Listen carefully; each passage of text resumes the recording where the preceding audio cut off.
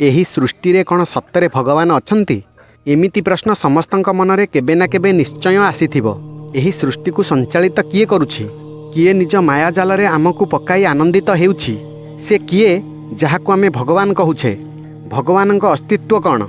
एमिति अनेक प्रश्न रहिछि जहार उत्तर सनातन धर्मग्रंथ वेदरे देखिबाकू मिले। आजिर भिडियो रे परम शक्तिशाली परमेश्वरଙ୍କ संपर्क रे वेदरे कौन कुहा जाइछि सेही संपर्क रे जानिबा। जय पतितपावन जगन्नाथ, जय सनातन। आपण देखुछंती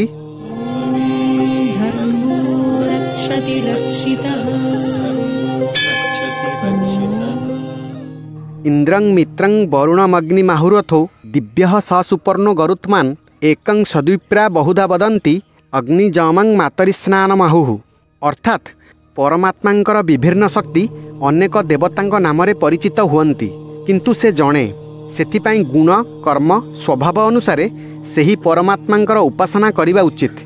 ऋग्वेदर एही श्लोक प्रमाणित करे परमात्मा परमेश्वर सर्वत्र व्याप्त अटंती। एही विशाल संसार अंतरिक्ष कोटि कोटि ब्रह्मांडर प्रतिटी अणु परमाणु रे ईश्वरंकर असीम सत्ता विद्यमान। से हेउछंती समस्तंकर नियंता। ईशावास्यमिदं सर्वम, अर्थात समस्त वस्तु जड़ चेतन ईश्वरंक अस्तित्व विद्यमान। निराकार परमेश्वर आमको देखा जाती नहीं, किंतु से आमर प्राणशक्ति निद्रा जाग्रत समस्त समय से विद्यमान।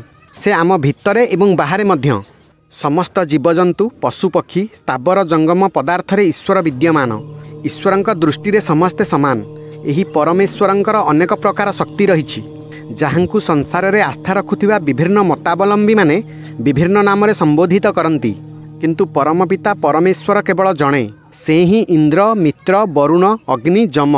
तांकु श्रीराम कुह किंबा श्रीकृष्ण, श्री दुर्गा कुह किंबा काली, शिव कुह किंबा गॉड, नाम नुहे तांकर गुण महत्व रखे।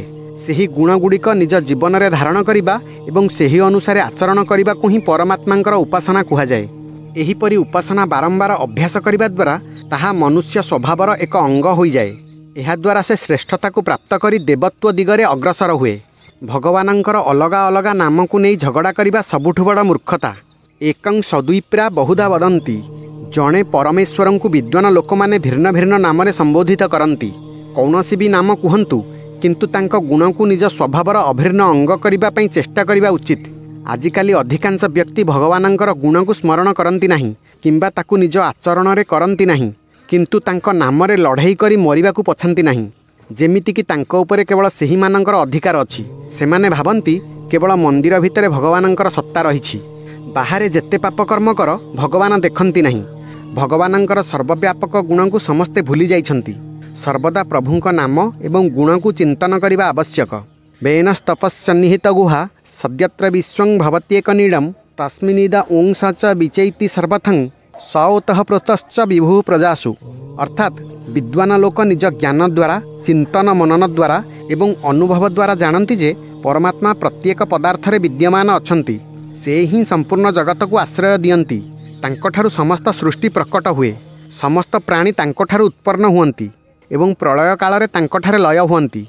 यजुर्वेदर एही श्लोक रे कुहा जाइछि, संसार रे आस्तिक एवं नास्तिक समस्त प्रकार लोक अछंती। जेउ माने नास्तिक सेमाने मध्य मानंती जे कौनसी एक शक्ति रहिछि जे ब्रह्मांड को एवं कोटि कोटि ग्रह नक्षत्र को निश्चित नियम रे चलाउछि। बुद्धि तर्क द्वारा परीक्षा कर किंबा श्रद्धा एवं विश्वास आधार रे स्वीकार कर। ईश्वरंकर सर्वव्यापकतार कौनसी संदेह नहीं। से आमको प्रत्यक्ष रूप में न देखा देले मध्य अनुभव करी ईश्वरंकर समस्त स्थान रे उपस्थिति को मानि नेबा द्वारा मनुष्यर आत्मबल वृद्धि पाए।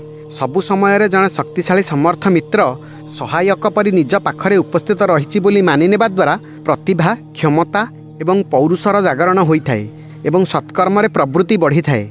ईश्वरीय सत्तारे अभिभूत होई मनुष्य स्वयं पापकर्मरु निजको दूरेई थाए। से जानी थाए जे से परमात्मांक नजर रे रहिछि। संसार रे समस्त वस्तु कौनसी ना कौनसी आधार रे रहिछि। जदि आधार दुर्बल हुए तेबे वस्तुर स्थिति अस्थिर हो जाए। जदि आधार सबल हुए तेबे वस्तु स्थिर रही थाए। सर्वशक्तिशाली परमात्मा को निजर आधार मानिथिबे व्यक्ति सर्वदा निश्चिंत रही थाए। माया मोह लोभ अहंकार इत्यादि सेही व्यक्तिर किछि करि पारे नाही। परमात्मांकर सूक्ष्म अंश आम आत्मा अटे। सेथिपाई शरीर रे चेतनार प्रवाह होइथाए। शक्तिर अक्षय भंडार आम निज शरीर मध्य विद्यमान। किंतु अज्ञानवशतः आमे एहाकु जानी नाहंती एवं सर्वदा निज भाग्यकु दोष देउछे। जेतेबेले आम निज दिव्यज्ञान द्वारा अनुभव द्वारा एवं विवेक बुद्धि द्वारा चिंतन करिबा तेबे आम निज भितरे परमात्मांकर असीम शक्तिर अनुभूति होइथाए। एही शक्ति आम आत्मबल को बढ़ाई थाए। परमेश्वरंकर आश्रय ही सांसारिक कष्टर मुक्ति देई थाए। एही वीडियो किपरि लागिला कमेंट करी जणाइबे एवं चैनल को सब्सक्राइब करिवे। रहिली। जय जगन्नाथ, जय सनातन।